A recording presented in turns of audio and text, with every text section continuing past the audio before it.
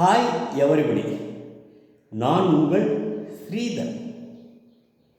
கும்மிருட்டு, ஊரே கம்முன்னு கிடக்குது. எழுத்தா மாதிரி சின்ன முடி, அதை நோக்கி நான் தன்னிச்சே போயிட்டுருக்கேன். அந்த ஒளியும் என் நோக்கி வர மாதிரி இருந்தது. இதை ரைட் தண்டவாளத்தில் போயிட்டுருக்கேன்னா எழுத்தா மாதிரி படித்த லைட்டு சரி இந்த லைட் ஆகும், சர்ச் லைட்டாக இருக்குமோ ரயிலோட. ஒன்றும் இல்லை, பார்த்தா சாட்சாத் மகாவிஷ்ணு. யாராவது நாடகத்தில் வேஷம் போட்டுட்டு வந்துருக்காங்கன்னா மற்ற பக்கத்தில் ஆட்டோவும் இல்லை, காரும் இல்லை, ஸ்கூட்டியும் இல்லை. பகல் வேஷக்காரன் யாராக இருப்பானா? இது ராத்திரி. பகல் வேஷக்காரன்னு வரதுக்கு சான்ஸே கிடையாது. உத்து பார்த்தா அவர் என்டி ராமராவ் ஜாடையில் இருந்தார். அதனால் அவர் மகாவிஷ்ணு தான். நான் திரும்ப அவர்கிட்ட ஆதார் கார்டு அவர்கிட்ட நான் கேட்கல.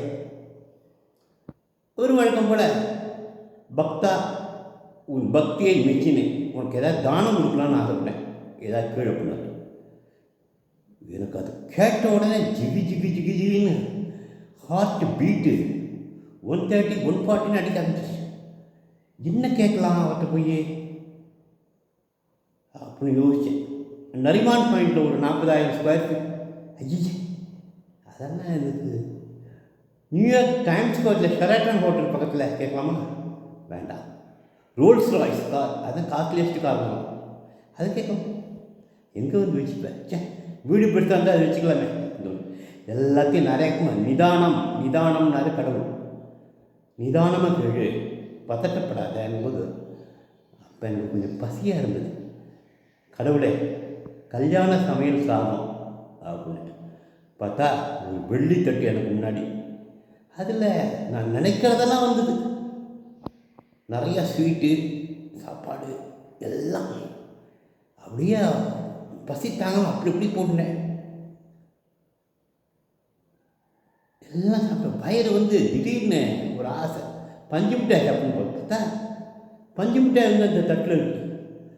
அதை சாப்பிட்டு இருக்கும்போது ஒரு க்ரீச்சின்னு ஒரு குரல்.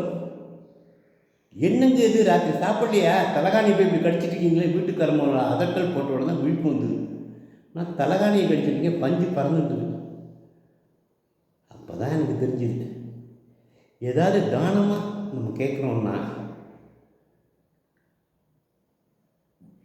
வயிறு மாதிரி கேட்கணும், மனசு மாதிரி கேட்கக்கூடாது. மனசு 1000 கேட்கும், வயிறு அப்படி கிடையாது. அது ஒரு கொள்கிற அளவுக்கு தான் கேட்கும் அப்படின்னு புரிஞ்சுது. அதாவது நம்ம ஆசைகள் வயிறு மாதிரி இருக்கணும், மனசு அளவாயும், வயிறு அளவாயாது. அது குறிப்பிட்ட இடத்துல இருக்கும். எதுக்கு யாருக்கு தானம் கேட்கணும்? நிதானமாக நமக்கு கிடைச்சது நம்ம திருப்தியாக இருக்கிறது மேல்னு ஒய்ஃபுக்கு நங்குன்னு காஃபி டேபிள் வச்சோன்னு தான் எனக்கு தெரிஞ்சுது. Thank you guys. நாளைக்கு இன்னொரு பேர் சந்திக்கலாமா? Thank you all.